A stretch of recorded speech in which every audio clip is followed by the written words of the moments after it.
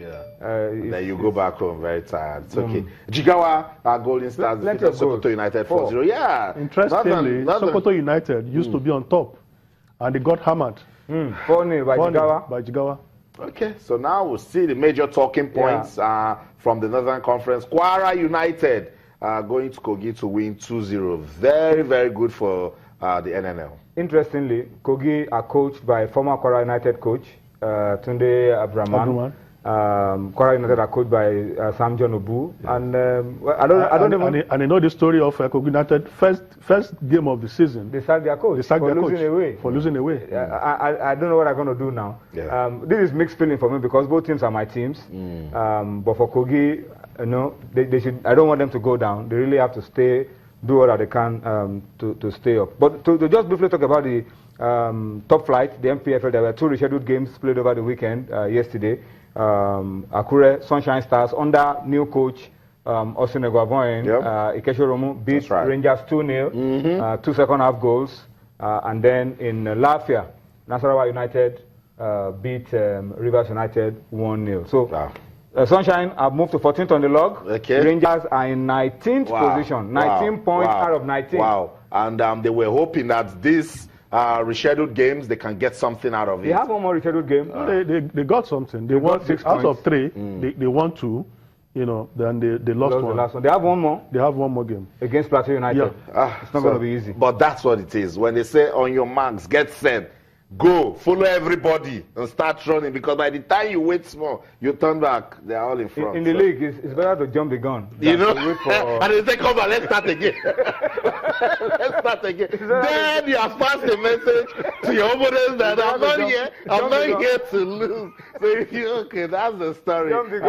So good start for Austin Egwavoin and Ikechoromu with Sunshine Stars. Let's see where they'll go from there. And then Rivers United and Enugu Rangers, the struggle continues. They will keep fighting. Let's see. Just to remind you, both teams actually led. Rivers United finished second. Enugu Rangers won the league. Now they are struggling. And you say our football is not competitive. Start following. Tony, let's come to you now. Talk serious matters. The Super Eagles of Nigeria.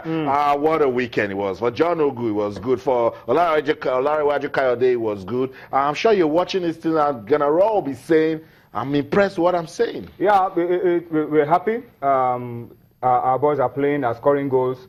It's not 100%. Some are struggling to get playing time. Yep. But on the average, a lot of our guys are winning and doing well. And as you said, we're happy for John Ogu and Tony Nwakeme. They are champions again in Israel. John Ogu particularly had a very telling contribution.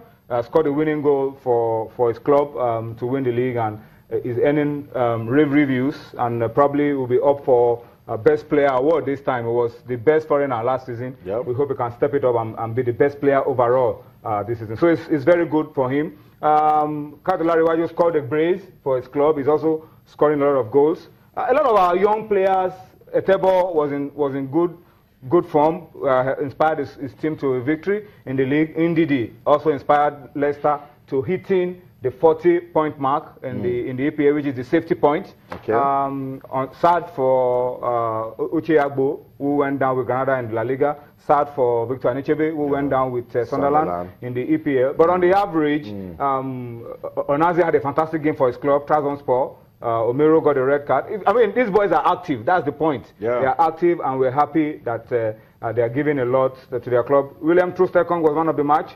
The penultimate game that his club played. There was no Iwobi for Arsenal. There was no Kelechi for Manchester City. And is that why they didn't get victories?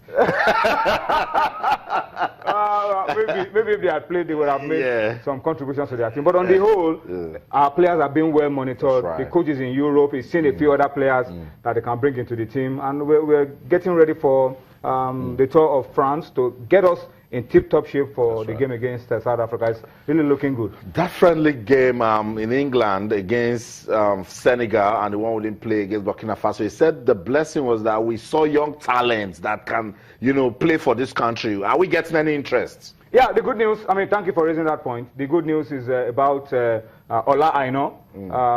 People have talked about Ola Aina and whether he wants to commit to Nigeria. The good news is that the process has started, and the process starts with the player indicating interest that I want to play for Nigeria.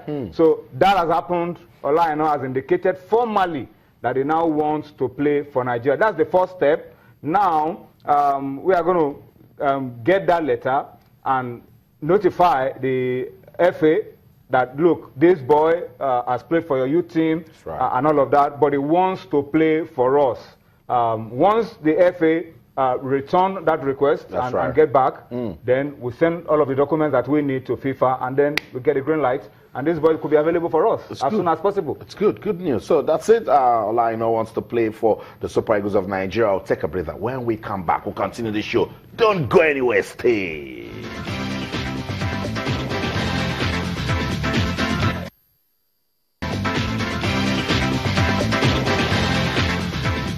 Welcome back, Sports Tonight on Channels Television. You listened to participants and organizers of the Warrior Forum Peace Marathon, and you heard the participants saying that they have witnessed unsettlement in that area, and now they are using sports to promote peace, which is very, very important. And of course, we talked about the Armed Forces Half Marathon last week, and now it's been concluded. Let me bring you into that one. It's good to put your money where your mouth is, and that's what they've done with this half marathon. It's also good to see members of the armed forces, do sports. Sometimes they look so fierce, they look so serious, under pressure, but this is terrorism. Yes, this is an atmosphere of relaxation. That's right. And it shows that they too can organize sporting events. And last week we said that apart from being restricted to security agencies, the dragnet can also be spread wide. We can, who knows, we can discover talents for long distance races for the country. Apart from long distance races, wrestling, martial arts. Absolutely. Egypt, the military guys are always the ones representing Egypt, because it's part of the paramilitary training, it's part of the military training that they get. We can also do the same in this part of the world, boxing, all these sports. Taekwondo. Because you need your military guys to be in tip-top shape. Aruna Quadri is a member of National Nigerian Security and Civil Defense Corps. So, but for the combat sports, you need your military guys to be in tip-top shape, so that if you find yourself in an environment where you don't have any weapon around you, your hands, your legs can be your weapon. That's right. And just also let them keep reminding themselves that it is not war.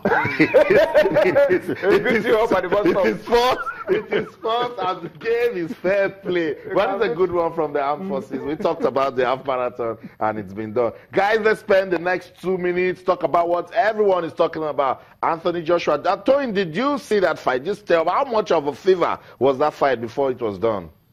I mean, it was a very beautiful story to tell. It was worth the wait to watch this guy achieve what he was able to do, and I'm happy that he was able to do it. It was a result of hard work.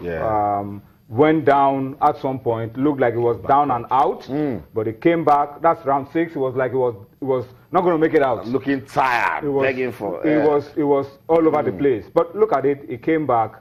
And for me, this was the story of the fight. That uppercut, round 11, Klitschko never recovered. I know. Sadly, I'll get to let you describe that uppercut. But I'm sure. Let's just wrap the show. Thank you so much, Tony, for coming around. Hopefully, we'll have you around again next week. Talk some more about the Super Eagles. Yeah, we'll have a lot to talk about then, about the Super Eagles. That's right. Onyeuchi Nwachukwu, thank you so much for coming around. Thanks for having me. That uppercut. Let's see. Okay, so that's the story. Anthony Joshua ruling the heavyweight category at the moment. Sports Tonight on Channels TV. When we leave the studio, this show doesn't end. You can keep talking to us on Twitter, Channels_Sports, Facebook, Channels IFA Sports. That's the show. On behalf of the team, I'm Austin Okonakwan. In everything you do, remember to keep talking sports. Bye for now.